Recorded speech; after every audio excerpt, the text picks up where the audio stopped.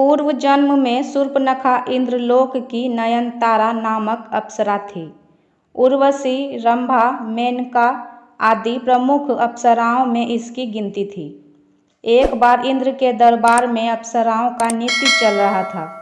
उस समय यह नयनतारा नृत्य करते समय आँखों से इशारा भी कर रही थी। इसे देख इंद्र विचलित हो गए और उसके ऊपर प्रसन्न हो गए।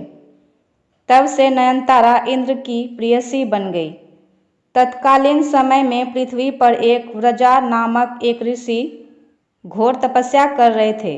तब नयनतारा पर प्रसन्न होने के कारण ऋषि की तपस्या भंग करने हेतु इंद्र ने इसे ही पृथ्वी पर भेजा, परंतु व्रजा ऋषि की तपस्या भंग होने पर उन्होंने इसे राक्षसी होने का श्राप दे दिया। ऋषि से क्षमा याचना करने पर व्रजा ऋषि ने उससे कहा कि राक्षस जन्म में ही तुझे प्रभु के दर्शन होंगे। तब वही अप्सरा देह त्याग के बाद शूर्पणखा राक्षसी बनी। उसने दृढ़ निश्चय कर लिया कि प्रभु के दर्शन होने पर वह उन्हें प्राप्त कर लेगी। वही नयनतारा वाला मोहक रूप बनाकर ही शूर्पणखा श्री राम प्रभु के पास गई, परंतु एक गलती कर बैठी। वह यह कि परब्रह्म प्रभु परमात्मा को पति के रूप में पाने की इच्छा प्रकट कर दी। परब्रह्म को प्राप्त करने की एक प्रक्रिया होती है। भक्ति या वैराग्य के सहारे ही परब्रह्म को प्राप्त किया जा सकता है। शूर्पणखा भक्ति रूपा सीता माता और वैराग्य रूपी श्री लक्ष्मण जी के पास ना जाकर सीधे ब्रह्म के पास चली गई। यह उसकी सबसे बड़ी गलती थी। वह तो सीधे श्री राम की पत्नी बनकर भक्ति को ही अलग कर देना चाहती थी। इसके अलावा वैराग्य का आश्रय लेती तो भी प्रभु को प्राप्त कर सकती थी, परंतु वैराग्य को भी नकार कर अर्थात वैराग्य रूपी श्री लक्ष्मण जी के पास भी ना जाकर एवं अहंकार में आकर सीधे प्रभु के पास चली गई। उसमें अहंकार आ गया। वह कहती है, संपूर्ण संसार में मेरे समान कोई नारी नहीं।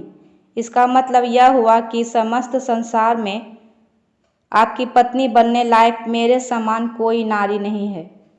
अतः लक्ष्मण जी ने क्रोध में आकर उसके नाक काट कर अंग भंग कर दिया। तब शूर्पणखा के ज्ञान चक्षु खुल गए और प्रभु के कार्य को पूरा कराने विनाशय च दुष्कृतम के लिए उनकी सहायिका बनकर प्रभु के हाथ से खर व दूषण, रावण, कुंभकर्ण, मेघनाथ आदि निशाचरों को मरवा दिया और प्रभु प्राप्ति की उचित प्रक्रिया अपनाने के लिए पुष्कर जी में चली गई और जल में खड़ी होकर भगवान शिव का ध्यान करने लगी। 10,000 वर्ष बाद भगवान शिव ने शूर्पणखा को दर्शन दिया और वर प्रदान किया कि 28वें द्वापर युग में जब श्री राम कृष्णावतार लेंगे तब कुब्जा के रूप में तुम्हें कृष्ण से पति सुख की प्राप्ति होगी। तब श्री कृष्ण तुम्हारे कुबर ठीक करके वही नयनतारा अप्सरा का मनमोहक रूप प्रदान करेंगे। वीडियो कैसा लगा कमेंट बॉक्स में लिख के ज़रूर बताएं।